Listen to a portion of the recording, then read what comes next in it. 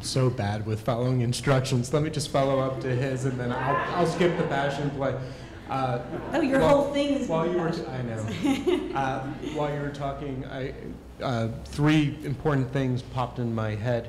If we're going to build it and they're going to come, we need to do three things after we build it. We have to maintain it. We have to monitor it, because as an engineering tool, That's a good point. we're going to have to know how much water did we remove from the combined system. So that's very important. So for all you people with money out there who I'm going to be applying for funding, we need to put the monitoring dollars in there. And then we have to do economic models as well to show that where we get more bang for our buck with green and where we get more bang for our buck with gray. Because especially, how can you not mention the recession now, right? So it's like it comes down to dollars frequently, and there are some green technologies, the low-hanging fruit, that's a lot cheaper. Thanks. Kate, do you want to closing? This is the passionate. Yeah, this is yeah. I would say I'm going to agree with that Plan YC has changed the game, but I'm uncomfortable with the term aspirational when it comes to the way the city is continually being built today, right now, and decisions that are being made today about the city tomorrow.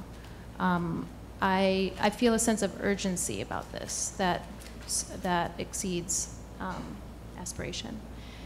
And even if the interagency collaboration clicks into perfect synchronicity today, there's the missing piece of maintenance, and that is I feel the solution to that is in the community base. And in order for communities to be expected to welcome and maintain spaces that complete, that are reconnection to natural cycles, that restore urban ecosystems, they need to be at the table from the beginning.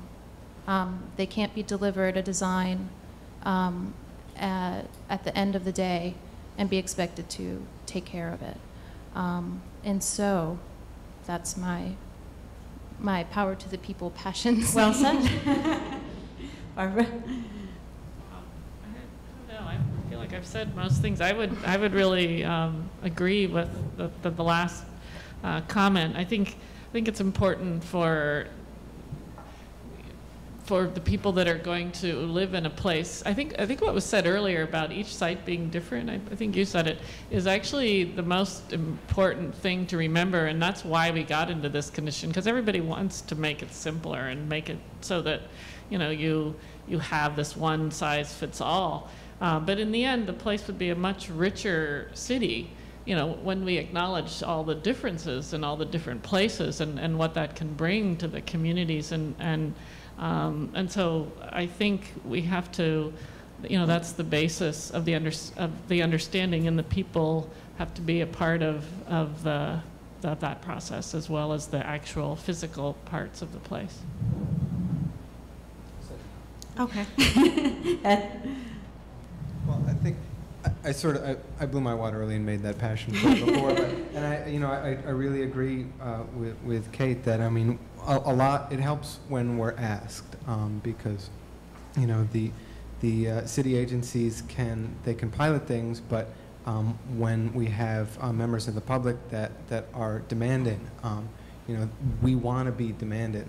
That's another reason why we put things that maybe they're aspirational now, but at least we're letting people know that that we want to do them, and that there's something that they can ask for and demand of us. So it's I don't know if everyone who works for government would agree with me, but I would just ask to the general public is just demand as much as you possibly can from your government and from your politicians.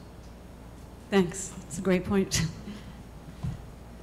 So I think it's appropriate that it's Earth Day today, because I think if you look at how the environmental message has changed in the past 40 years, I think that we need to go beyond just saying green infrastructure is really nice and it's really great, and wouldn't it be so great if all this stuff happened.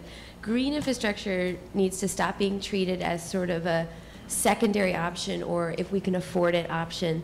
It's an option that we need to pursue, and it's an option that makes a lot of sense both environmentally and economically. It's an option that will, once established, maintain itself much better than gray infrastructure.